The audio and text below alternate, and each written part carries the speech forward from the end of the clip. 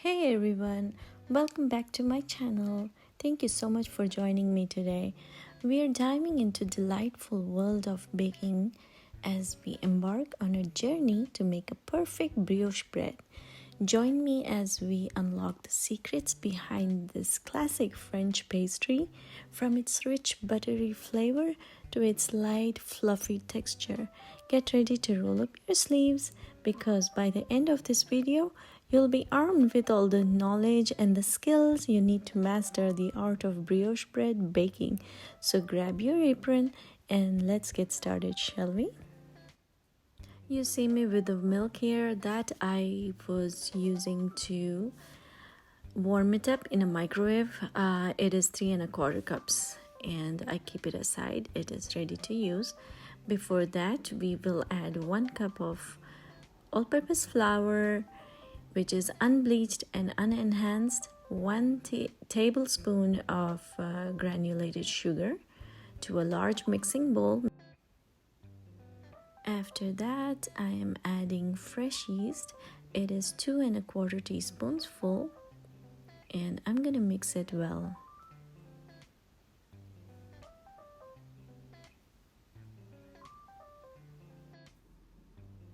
And make sure that you have a large mixing bowl you're using to mix all the ingredients for now and for later when you add more flour.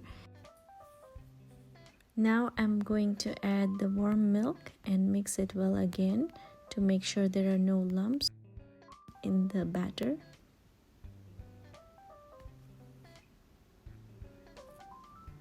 Here we go. It is not neither cold nor too hot, otherwise the milk can kill the yeast instead of activating it.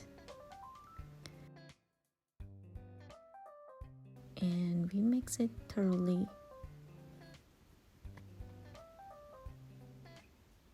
That's all the arm workout I'm gonna be doing, because later on I'm using the KitchenAid stand mixer to do all the work that is needed.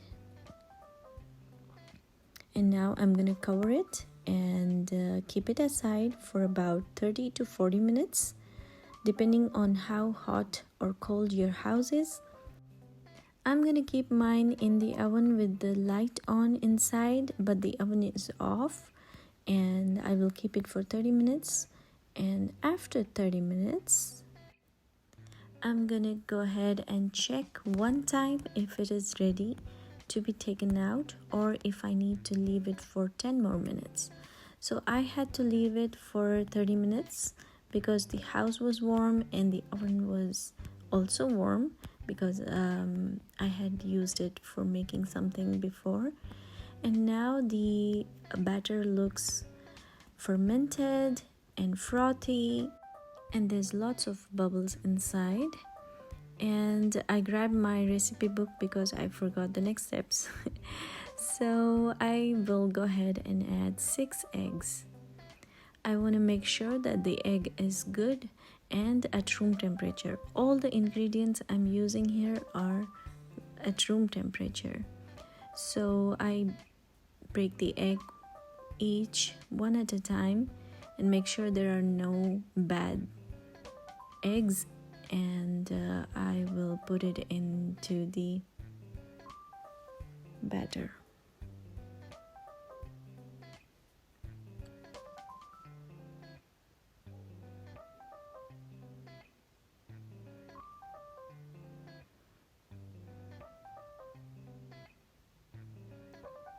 Here we go.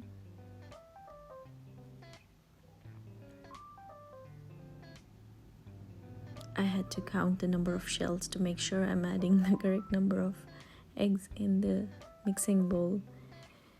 And here we go.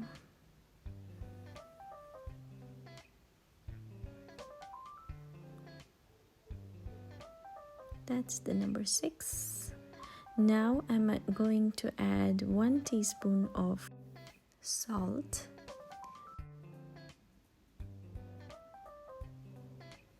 Here we go. And next I'm going to add 5 tablespoons of granulated sugar, and this will give the sweetness to the bread. I have added 5 tablespoons. You can add 3 if you wanted to make it less sweeter than what I'm making. And that's number 5. And now I added about 1/4 cup of honey. You can skip this if you like. And this will prevent too sweet of a bread. But if you're making cinnamon rolls or sweet buns, you might want to add this much of honey as well. And after this, I added a splash of vanilla essence to give it a fragrance and to take off the smell of eggs, if any. There shouldn't be any smell, but just in case, I like to put vanilla essence. And now I'm adding 5 cups of all-purpose flour into the mix.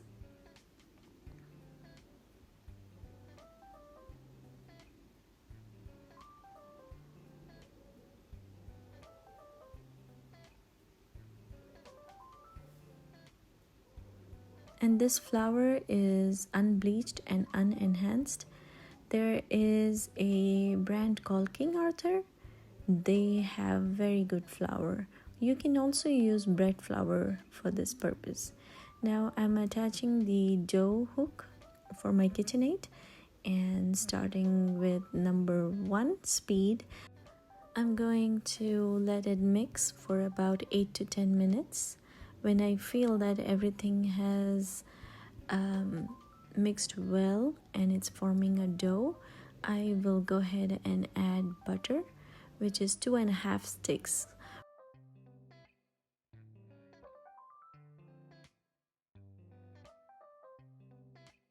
It has to be spreadable and it has to be at room temperature. So from now on, we will slowly go ahead and add the butter 1 tablespoon at a time and mix it in the KitchenAid for about 8 to 10 minutes again. This is a gradual addition. Make sure you are scooping everything from the sides if it's sticking to the mixing bowl.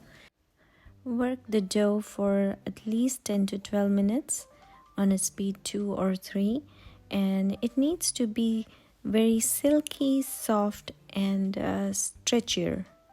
And when you see that it is very soft and silky and not breaking, and then we will leave the dough to rise covered and in a cozy place until it is double in size for an hour. In the meantime, I have buttered the loaf pans and they are ready to go. I'm preparing my workstation for the rest of the process. And now we will uncover and see that the bread has risen, and we will go ahead and punch the dough and spread it on a floured surface.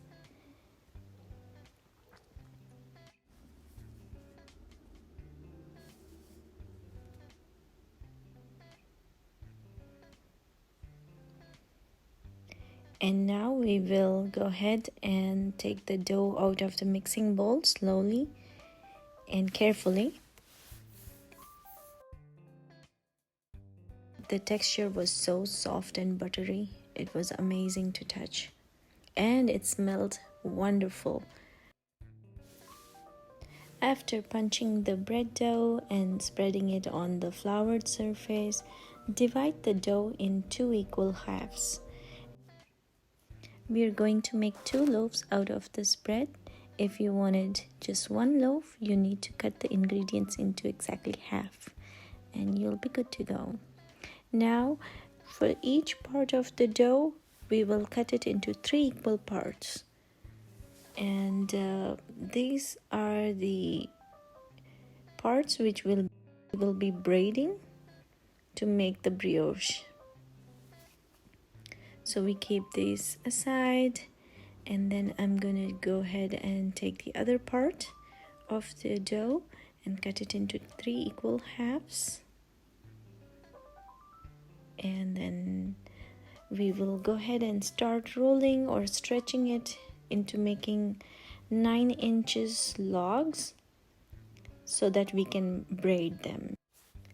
My dough was very buttery and soft, and it stretched up to 12 inches, I think. So it totally depends on the dough, how it is acting up that day for you.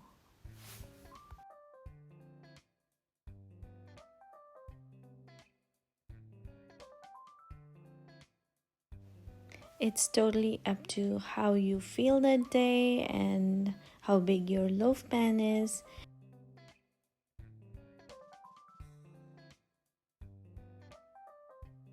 So here we go.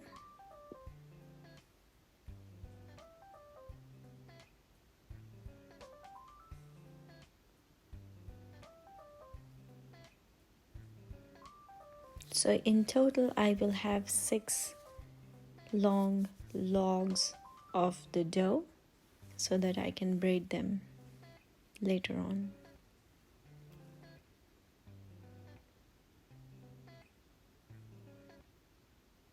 I'm trying to see and manage the dough length, sort of making them equal size and width, but it's impossible. This one was easy. I just had to stretch it, and they were stretching in length as well. It's fun to do this. You will love it when you make them. Please let me know in comments below if you make them this way or you have a different method to make these brioche breads, and also what all do you make with this dough. Do you also make cinnamon rolls and buns and whatnot, or is it just like this, or how do you braid them, or do you make round balls and keep them in the loaf pans? How do you do them? Please let me know. I'm interested to know how other people make this dough and this bread.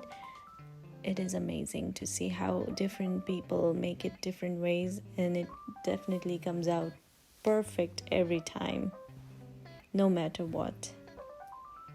So here I'm arranging into 3 rows, and then I will bring one in front of the other and move around the other one so I can bring the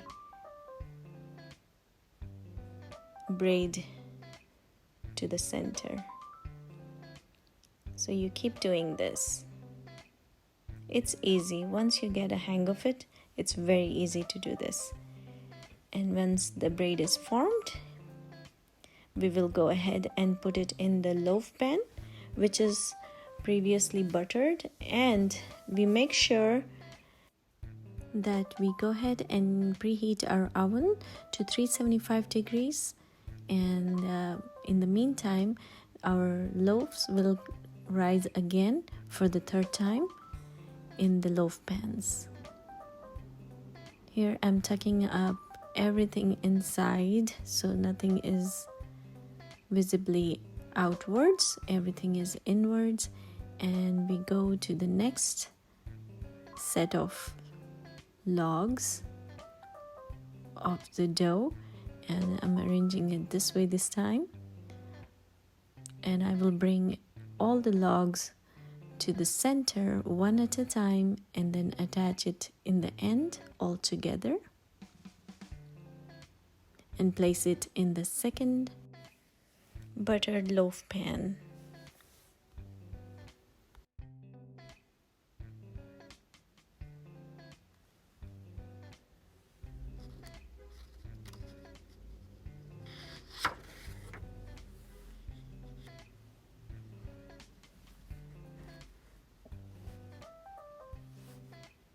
And after placing it in the loaf pans and making sure it is tucked in, we will cover this and keep it aside for about 30 minutes for the 3rd rise. And after the 3rd rise, we are going to take a peek and see what's going on. If we need to keep it more, then we keep it for 30 minutes more.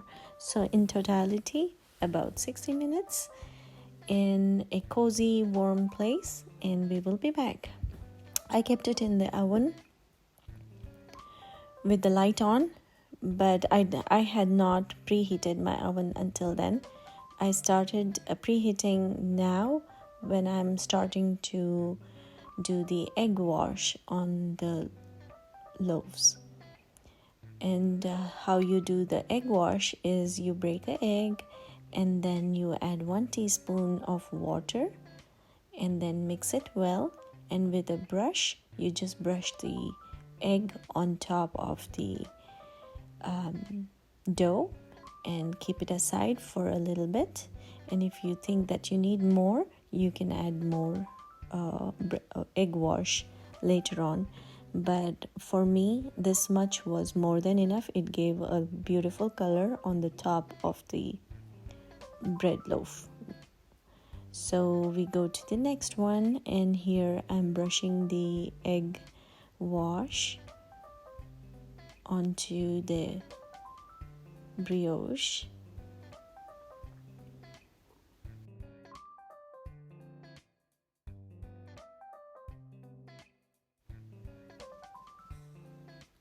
Now they're looking as good as they should be. I kept it in the oven, which was preheated at 375 degrees for 35 minutes. And if you start to see too much color on the top of the bread due to the egg wash, you can lightly cover them at 25-minute mark and keep it for 10 minutes or 8 minutes and check. My brioche came out perfect and amazing, and the house smelled so good.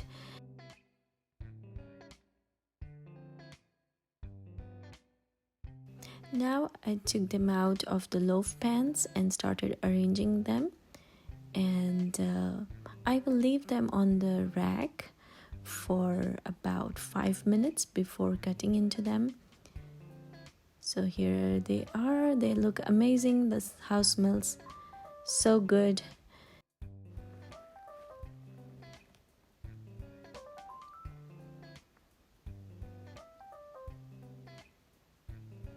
I'm seeing if they are good to go to cut them into a slice and check on them. And they were pretty hot still, but I couldn't wait, and my son wanted to taste this piece.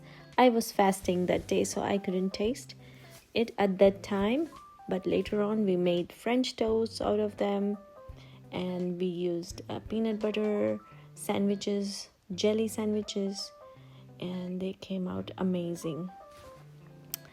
And here we go. I cut the slice. It was pretty hot, but you can see the bread is so amazing to look at, and the texture and the feel of it was amazing. You could just tear apart the pieces like that, and so soft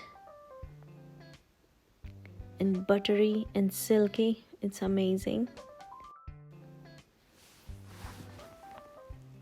Here we go. I'm trying to see one more slice.